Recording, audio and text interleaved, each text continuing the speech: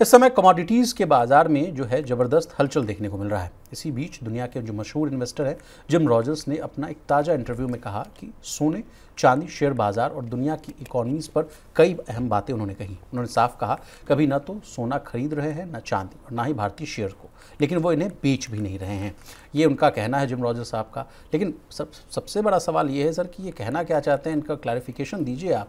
कह रहे हैं कि ना हम खरीद रहे हैं ना हम बेचेंगे भी नहीं, तो करना क्या चाहते हैं? होल्ड नहीं, जिम रॉजर्स देखिए एक बड़ी बात कह रहे हैं और एक तरह से वो गोल्ड को लेके, सिल्वर को लेके एक बुलिश ट्रेंड को बता रहे हैं। उनका कहना ये है कि उनके पास सोना मौजूद है और वो उसको बेच नहीं रहे हैं। उनका ये कहना है कि मैंने गोल्ड को अपने बच्चों के लिए रखा हुआ, कभी भविष्य में जाके उनके काम आएगा सोना। तो एक तरह से ये बताता है कि वो गोल्ड को लेके बुलिश है, यानी आने वाले टाइम में गोल्ड में ग्रोथ आ सकती है।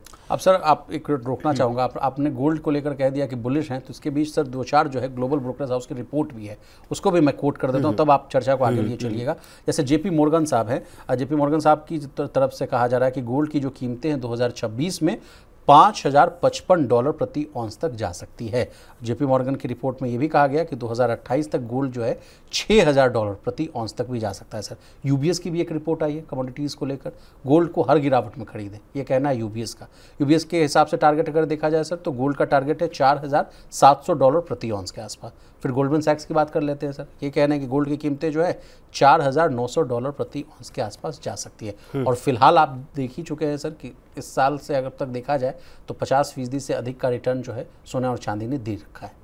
ठीक है, तो ये तमाम रिपोर्ट्स भी बुलिश ट्रेंड बता रहे हैं और इसमें इस कहानी में मैं एक बहुत दिलचस्प बात भी आपको बताऊंगा, लेकिन पहले जिम रॉजर्स जो बात कह रहे हैं, अब वो उनका एक जो स्टॉक मार्केट्स को लेके है, वो उन्होंने एक बेहद महत्वपूर्ण बात कही है कि जब सब कुछ अच्छा चल रहा हो तब आपको डाउट करना चाहिए, तब आपको सवाल उठाने चाहिए, तब आपको चिंतित होना चाहिए।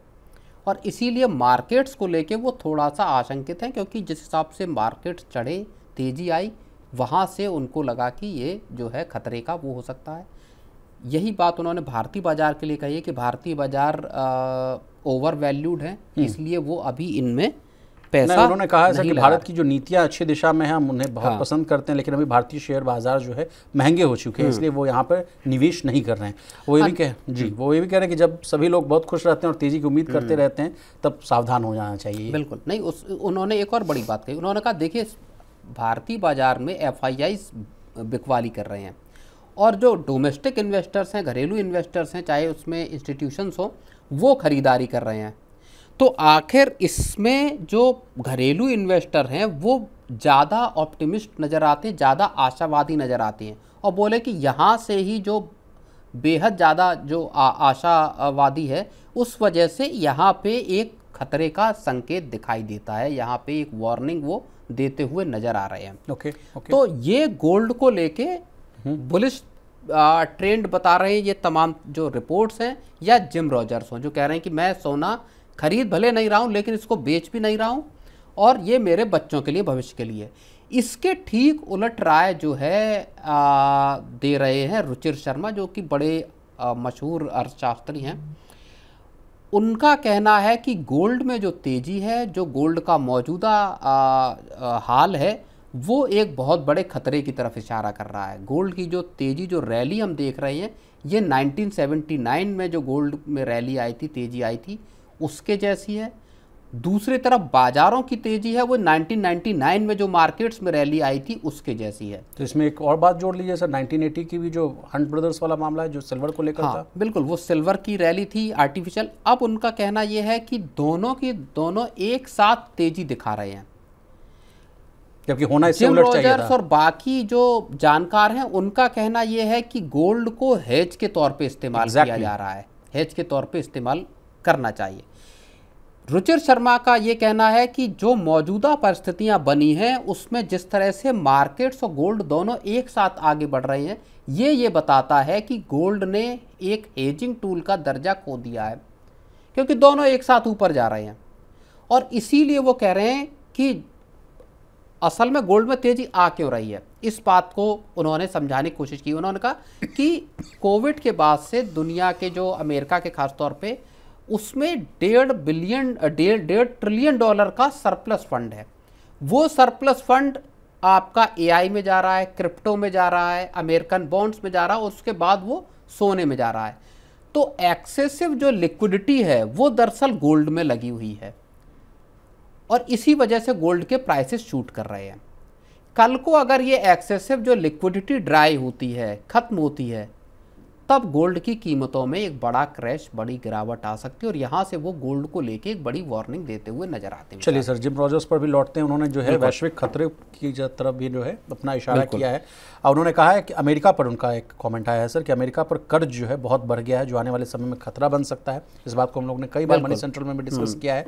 जापान की जनसंख्या पर भी उन्होंने कॉमेंट किया। वो कह रहे हैं कि जापान की जो जनसंख्या है वो घट रही है, जिससे उनकी जो अर्थव्यवस्था वो कमजोर हो सकती है, जो ग्लोबल। और उन्होंने जापान पे बढ़ते कर्ज को लेकर भी चिंता की बात कही है। और अमेरिका और चीन के बीच जो तनाव है वो बड़ी चिंता का वजह है। वो कह रहे हैं, उनका कहना है कि ऐसे झगड़ों में किसी का फायदा नहीं होता है। और FIIs की जो रुख है उसको आपने बहुत अच्छे तरीके से बता ही दिया है सर। लेकिन सर, जो ग्लोबल अनसर्टेनिटीज़ है और जो ग्लोबल टेंशन्स हैं, उनको लेकर भी डिस्कस करने की हमें बहुत ज़रूरत है सर। जिस तरह से जो कर्ज बढ़ रहा है अमेरिका पर, और शटडाउन वाला मामला है वो जोड़ लीजिए, हाइपर इन्फ्लेशन वाला मामला आप लगातार जो है मनी सेंट्रल में बोलते आते रहते हैं, और जिस तरह से ट्रंप ने जो टैरिफ लगा रखा है, खुद उनकी जो अर्थव्यवस्था है वो चरमराती हुई नजर आएगी। शर्मा ने भी एक बहुत दिलचस्प बात कही है इसी बारे में जो आप कह रहे हैं। उनका ये भी कहना है गोल्ड को लेके कि अगर अमेरिका में महंगाई बढ़ी, फिर से जिस तरह की अनसर्टनिटीज़ हैं, जिस तरह के जियोपॉलिटिकल रिस्क चल रहे हैं इस वक्त, उसमें अगर अमेरिका में महंगाई आती है, चाहे ट्रेड